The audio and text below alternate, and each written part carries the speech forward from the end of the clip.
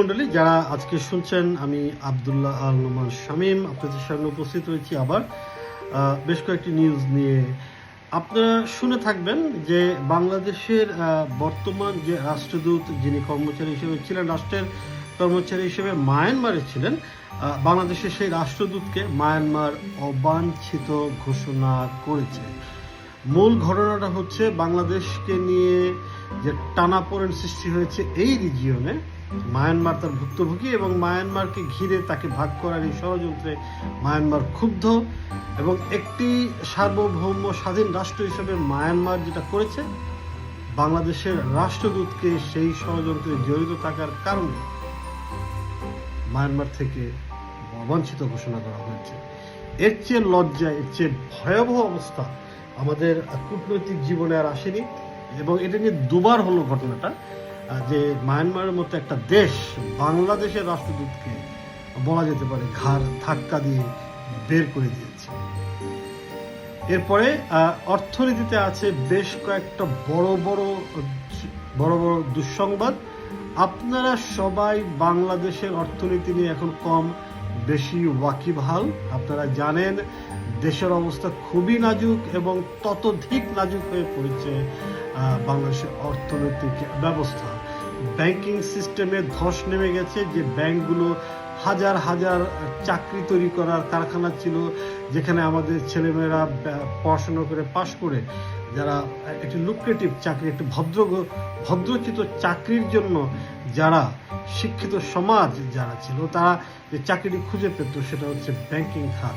অর্থাৎ ফিন্যান্স বলেন, অ্যাকাউন্টিং বলেন, বিজনেস ম্যানেজমেন্ট বলেন, মার্কেটিং বলেন, হেন কোনো সেক্টর নাই যেখানে ব্যাংকিং খাতে চাকরি হতো না। সেই ব্যাংকগুলোর মধ্যে বেসরকারি ব্যাংকগুলো একে একে ধসে পড়ছে। 5টি ইসলামী ব্যাংক ভেঙে একটি করা হচ্ছে, সেখান থেকে খারিজ করা হয়ে যাচ্ছে প্রায় কয়েক হাজার চাকরি, এবং ব্যাংকিং খাতে নতুন কোনো চাকরির আশ্বাস পাওয়া যাচ্ছে না। অন টপ অফ দিস, বাংলাদেশের অর্থনৈতিক ক্ষেত্রে যে দুশ্চিন্তাটা হচ্ছে সেটা হচ্ছে, ইতিমধ্যে আপনারা জানেন বন্দরটি বিদেশিদের হাতে চলে গেছে, এবং তার যে লভ্যাংশটা হবে, তার লভ্যাংশের মূল লভ্যাংশটা এখন থেকে বিদেশিরা নিয়ে যাবে। অথচ যে লভ্যাংশের 100% বাংলাদেশের ছিল। সেই সাথে ব্যাংকের গতকালকে একটি ভয়াবহ রিপোর্ট বেরিয়েছে, যার আসলে ব্যাপকতা নিয়ে আমাদের হয়তো কোনো ধারণা নেই। আপনারা নিতে পারেন। ব্যাংকের সর্বশেষ পরিসংখ্যান অনুযায়ী আমি পড়ে শোনাচ্ছি। 2025 সালের সেপ্টেম্বর মাসে ব্যাংকিং খাতে মোট ঋণের পরিমাণ দাঁড়িয়েছে 18 লক্ষ কোটি টাকার উপরে। এর মধ্যে খেলাপি ঋণ কত? খেলাপি ঋণ হচ্ছে 6,44,000 কোটি টাকারও বেশি।